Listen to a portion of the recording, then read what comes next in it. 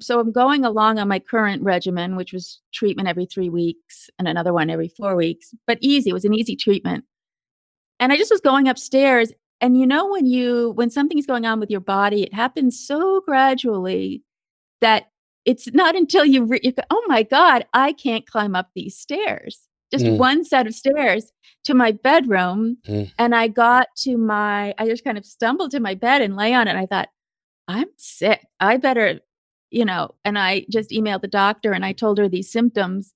And she said, yeah, we need to get you in an emergency scan. And so this was like 3 weeks ago. Sure enough, the cancer had come back and it was in the top and bottom of, or is in the top and bottom of my spine, in a lymph node, and lighting up a little bit in a lung, a small bit. You said 3 weeks ago?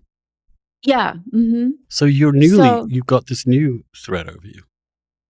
Yeah, but that's my life. You know what I mean? That what you're saying is just my life. And we'll give it a shot. We'll see what they have next. And so the oncologist and I were talking, and I said, it doesn't seem as though that's enough cancer to cause me so much clinical symptoms, And she said, oh, it definitely is, because even though it's not a lot in your lungs that you see, these cells get into the tissues and be very tiring, whatever. So I was put on chemo again. I started a week and a half ago.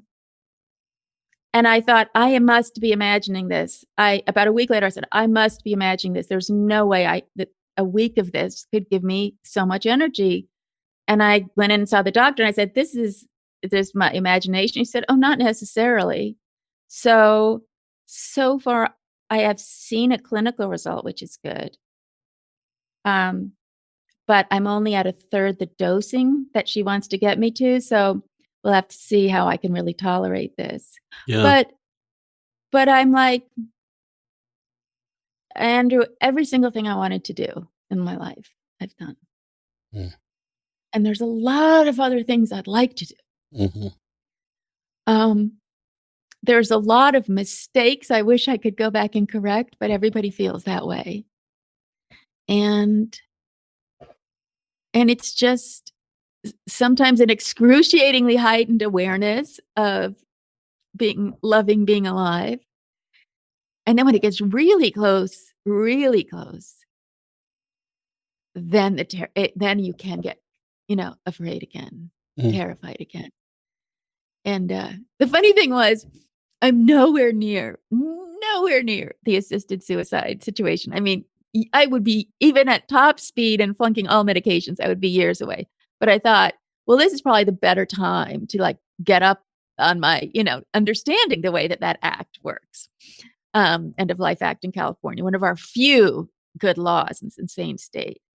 And so I went through and I learned all about it, and it was sobering. I mean, it was like, I felt, thank God for the people who created this act, because to be in an end stage, the last 4 months of this could be really terrible. But I also thought, oh, I want to live. And it just so happened that the next day I'm always changing my psychiatrist to prescribe my meds, because I didn't like the other one. And so he was just giving me this basic screening, and he said, have you ever thought about suicide? Well, yesterday, it's like, it's not really a question you can ask, because I'm like, I've got my notes on the Suicide Act. So I guess I have, but I don't think it's a sign of mental ill health. And that's where you're kind of living alone in your life, I can see that. Yeah. Happy Christmas, everyone.